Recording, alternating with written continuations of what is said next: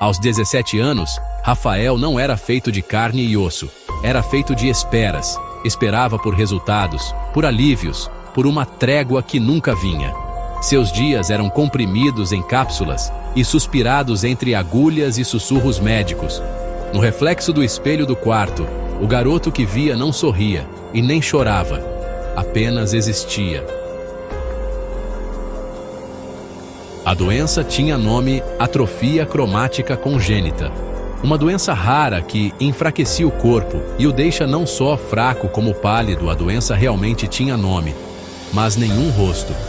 Era como uma sombra sorrateira que se instalou cedo demais e a cada semana sugava um pouco mais da vida que ele ainda não tinha vivido. Os médicos diziam pouco, os exames diziam muito, e ambos pareciam conspirar em silêncio contra qualquer esperança. Mas a esperança, ela persistia. Não na forma de milagres gritados, mas no gesto de uma mãe que passava os dedos pelos fios escassos de seu cabelo com a delicadeza de quem toca porcelana prestes a trincar. A cada toque, ela parecia desejar transferir um pouco de sua própria alma para mantê-lo inteiro. Seu olhar não era mais de consolo, mas de despedida disfarçada. O pai, firme no corpo e trêmulo por dentro, mascarava o medo com piadas secas que Rafael já conhecia de cor. Pelo menos a comida de hospital ajuda a manter o peso. De mosquito, ele dizia, com um sorriso forçado, mas olhos molhados. Cada gargalhada arrancada era uma tentativa desesperada de empurrar a morte para longe por mais um dia. E o tempo?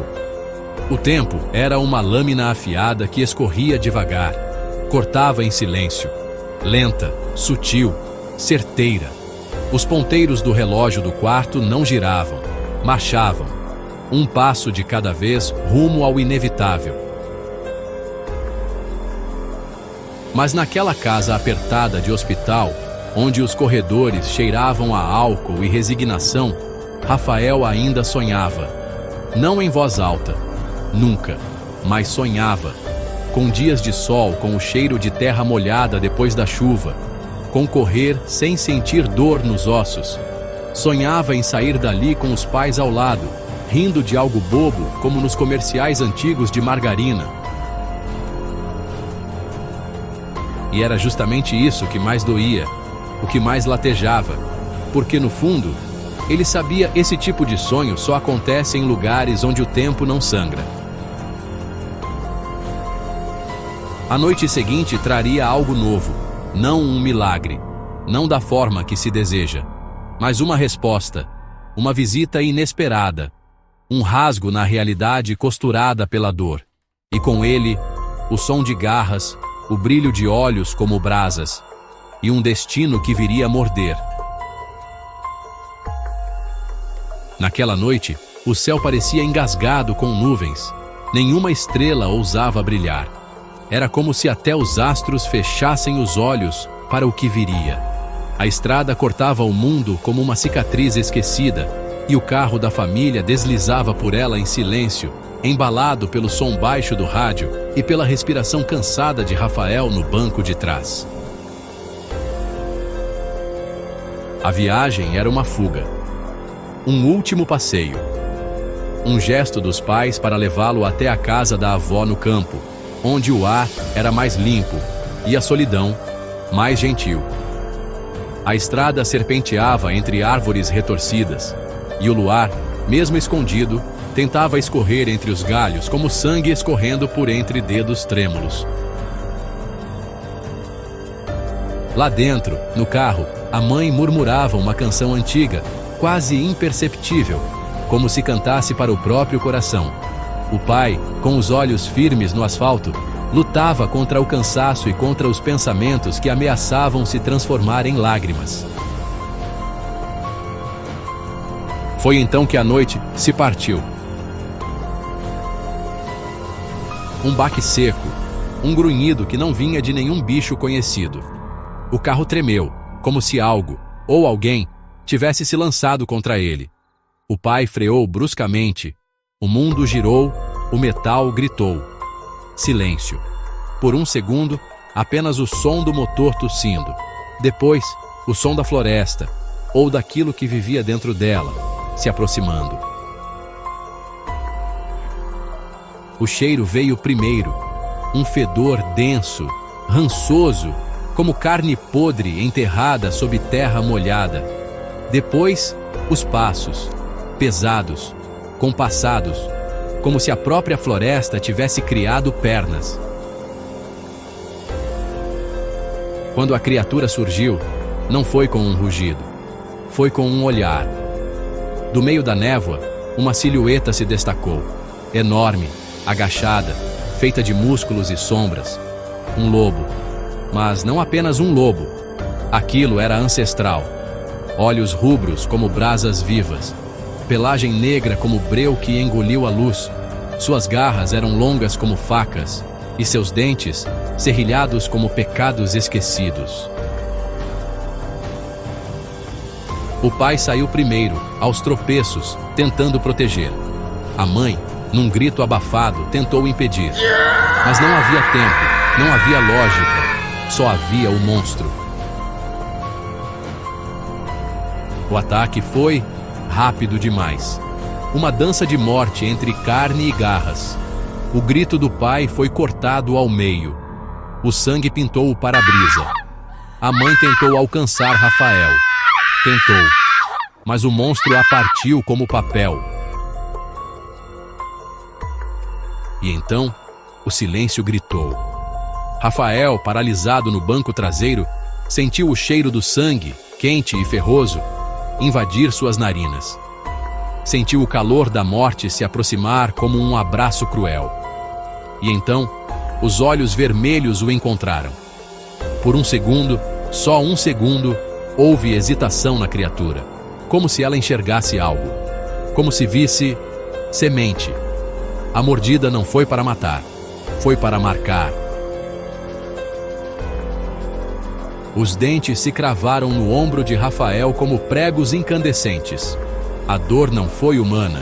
Era como ter fogo injetado nas veias. Algo quente, faminto, pulsante. Uma fera adormecida sendo acordada dentro dele. Ele quis gritar, mas o grito ficou preso. O mundo girou, derreteu, colapsou.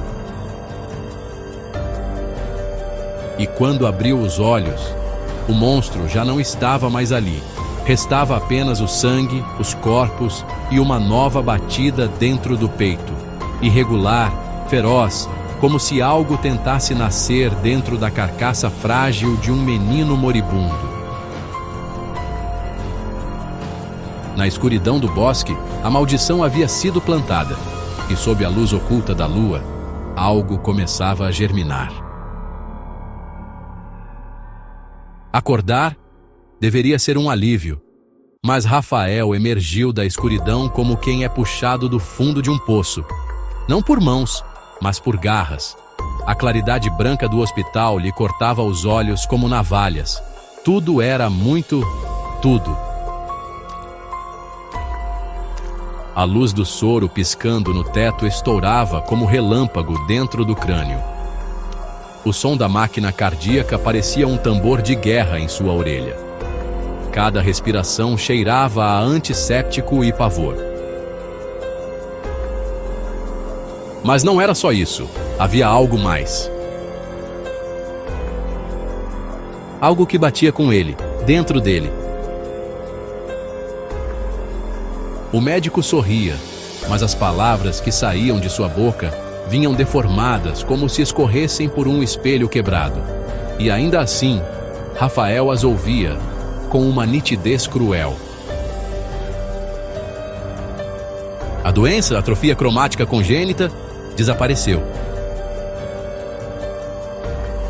Assim, cru, frio, inexplicável, a doença terminal, o fardo imutável, a sentença que corroía cada célula, simplesmente sumira, como um feitiço quebrado, como um pesadelo do qual se acorda suando, mas algo ainda escorre do travesseiro. As enfermeiras cochichavam nos corredores. Um milagre, diziam. Nunca vimos nada assim. Mas havia algo no tom, algo tenso, como se os próprios profissionais da cura tivessem medo daquilo que não conseguiam explicar. E Rafael sentia, em cada poro, cada osso, cada sombra ao seu redor, seu corpo estava diferente, curado demais, vivo demais. Sentia o peso do mundo na sola dos pés, o zumbido das lâmpadas como um grito dentro do crânio, o cheiro do metal, do sangue seco, do suor dos médicos, da tinta das paredes, tudo penetrava suas narinas como fumaça ácida. O toque dos lençóis arranhava sua pele como areia arrastada por vento de deserto. Até o som do próprio coração, esse som, pulsava como um tambor selvagem que não obedecia mais às regras humanas. Ele tentou levantar. O chão cedeu. Ou talvez seus pés tivessem se tornado rápidos demais para o próprio corpo. Uma enfermeira entrou correndo e, num gesto instintivo, ele a afastou com o braço. Mas o que era para ser um toque leve virou um empurrão brutal. Ela foi lançada contra a parede como se tivesse sido arremessada por uma criatura invisível. Rafael congelou. Os olhos arregalados da mulher o fitavam com medo. Medo real. Medo animal.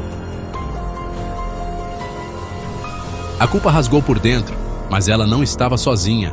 Outra coisa espreitava ali. Algo pulsando sob sua pele, rosnando em silêncio. Algo que se deliciava com o susto, com a força, com o descontrole. Um instinto antigo, selvagem, como se ele fosse agora. 2. O garoto curado e o monstro faminto. Nos corredores silenciosos do hospital, Rafael passou a ouvir coisas que ninguém mais ouvia. Passos do outro lado da ala.